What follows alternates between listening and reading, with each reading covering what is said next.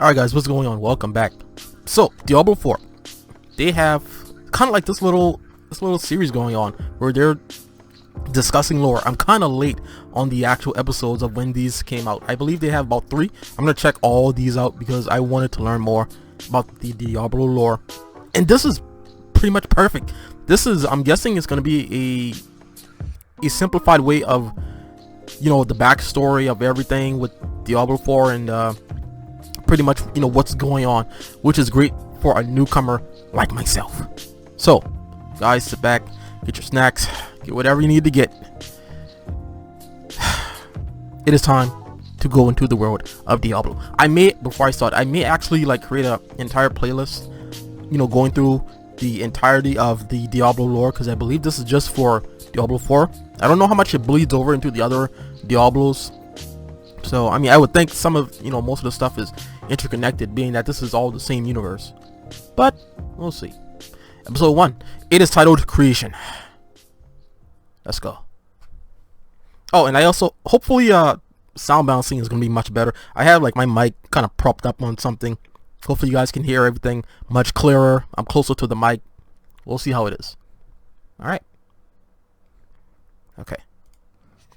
You've travelled a long way to be disappointed, young scholar. Oh, it's that guy. Life has taught me well with the awesome voice. Is inevitable and can never be truly destroyed.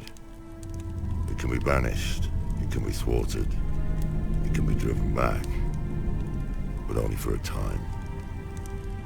Men are weak. Evil is seductive. That's and facts. Those who would do nothing in the face of malevolence are cowards. You seek a weapon against the darkness rising in Sanctuary. The only thing I can arm you with is knowledge. So when evil finds a foothold and flourishes once again, Book of at least I can say it was not due to Lorath? ignorance. For untold eons, an eternal conflict has raged between the demonic hordes of the burning hells and the angelic host of the high heavens. Scholars have spilled gallons of ink and spent their eyesight in dim scriptoriums, writing and debating how these two factions began, and what came before them, before us. Okay, so I said the first being, Anu, was the sum of all things, good and evil, light and dark, physical and mystical, joy and sadness, the one.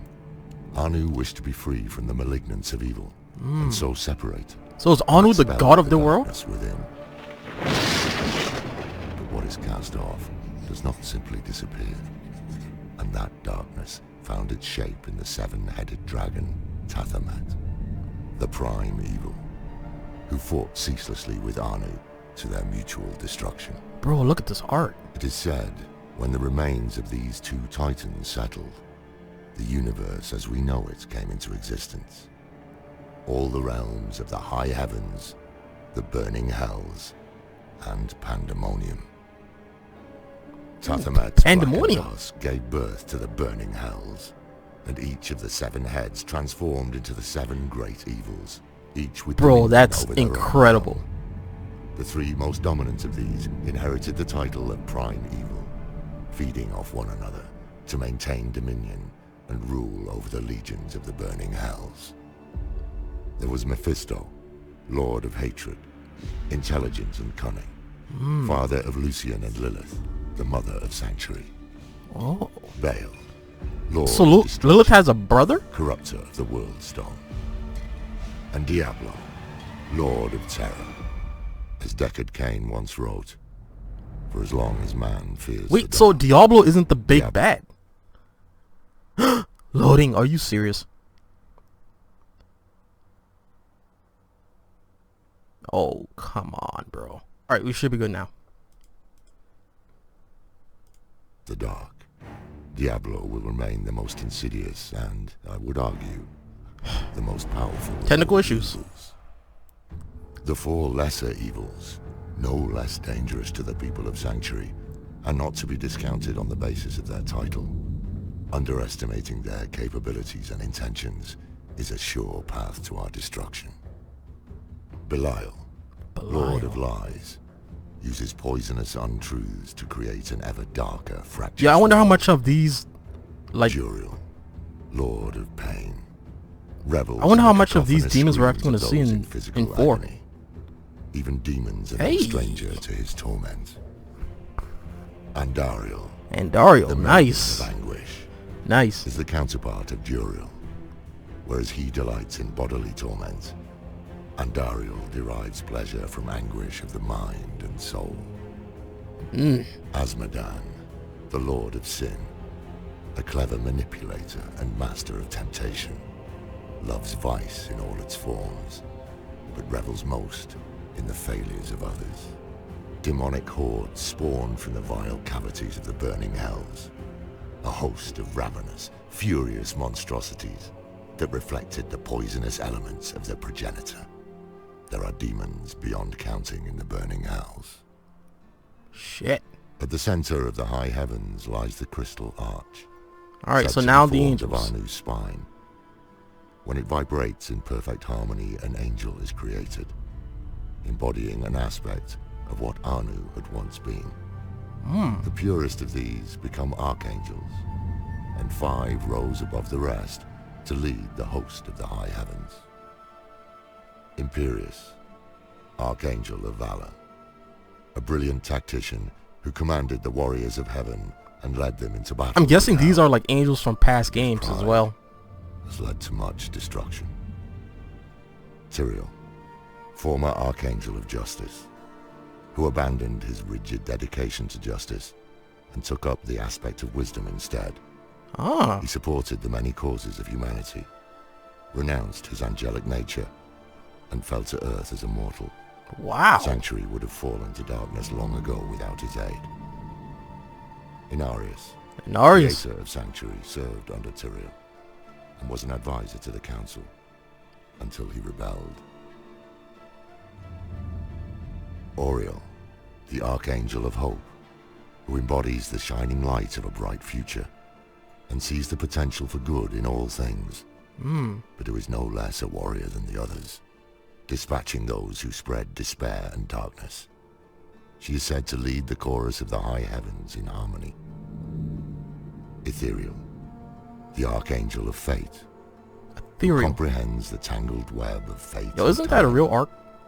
though the future of humanity I feel like I heard that remains name obscure before. to him, Ethereal. unseeable, because we are not of the natural order of creation. Malthael, the former Archangel of Wisdom, who fell to darkness and brought ruin to Sanctuary when he abandoned the aspect of wisdom and took up the aspect of death. I encountered him once, long ago, Damn. and barely escaped with my life.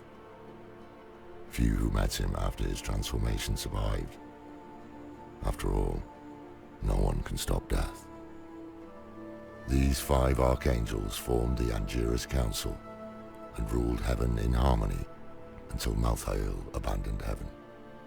The council fell to confusion and dissension. Dude. The unity diminished. Alongside heaven and hell, there is a third realm, and this is where our next story begins and ends. Where Anu and Tathamed slew one another, the violence scarred the cosmos and birthed the plane of pandemonium. It was here the World Stone, also called the Eye of Anu, came to rest. A mountain-sized artifact of infinite power that embodied the endless cycles of birth and death, destruction and creation. Desire to control its infinite power fueled the eternal conflict, until Inarius and Lilith stole it, and used it to create Sanctuary. The hour grows late, the fire is dying, and the cold is unrelenting. Come back if you're still alive, and I'll tell you the tale of our creation. Of our creators, Lilith and Inarius, mother and father of Sanctuary, and the long, bloody history of the eternal conflict. For now, we should rest, and I pray your dreams are not as dark as mine. Dude.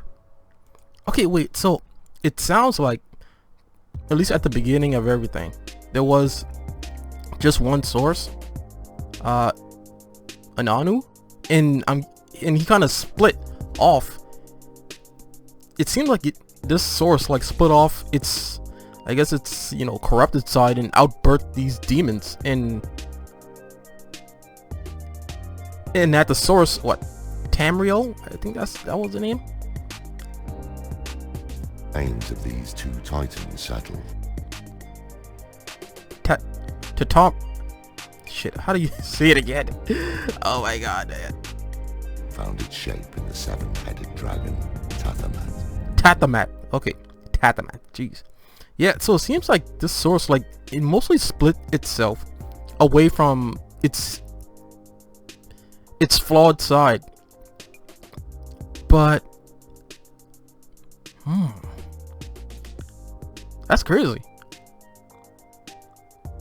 Because originally I thought, because of course everyone, you know, around my age, we grew up with Diablo. I've never played a Diablo game, you know, so 4 would be my first. I always thought that, you know, Diablo was the main bad because it's the name of the series. But no, it seems like Tathamat, whatever. It seems like he's the main, the big bad, like the ultimate boss, the final boss. Huh? Okay. And like Diablo's like a primeval. It seems like. Tathamat, the mother. Too far. Of these inherited the title of prime evil. Yeah, primeval. Okay, so with Diablo being a primeval, I wonder how much of these other primes are we gonna. I believe we are gonna see these other 4. Because didn't Lilith in the story say, like the prime gods, the primevals, are like trying to open the gate to Sanctuary or whatnot? Like they're trying to invade Sanctuary. So I believe we should see these, you know, at least the primevals. But also it brings up the question, if this war has been going on for, you know, eons, where do demons and angels go when they die? Like, do they just respawn, or like how does that work? I don't know. Nevertheless, this was such a cool dive into the actual lore of Diablo, like how everything kind of transpired and how everything got created. The art style it is god tier, man. I'm telling you. For whatever reason, it always seems like in every kind of like Blizzard game, well, at least the ones I've played, you know, a little bit of Diablo, so far a little bit of Overwatch, well, a lot of Overwatch actually, and a little bit of World of Warcraft. It always seems like the art team and the music team carries the game. If only the games could be as good as the art. But, you know. I mean, but at least in Diablo 4, it seems like it's pretty good. Like the art and the graphics, everything looks super crazy. It's dark. Wow. But there is so much. There is so much that I didn't know. With these prime evils and Lilith having an actual brother, Lucian. I mean, because I remember in the story when the campaign that Mephisto was her father. Huh. Wow. There's so much. There's so much. But I mean, I like it though, because learning lore like this, like just learning what's going on, it really invests you into the universe. And that's what I'm just trying to go after. You know, I'm not trying to be a super, you know, techie lore guy. I just want to know, hey, the cause and effect. This happened, so as a result of this happening, this happened. That's simply it. And I just want to know all the chess pieces that are involved in this game. Guys, we still have more to do. We have, I think, at the time I'm recording this, there was like 3 episodes. So, if you guys enjoyed this, stick around for episode 2 coming very soon. Take care. Bye-bye.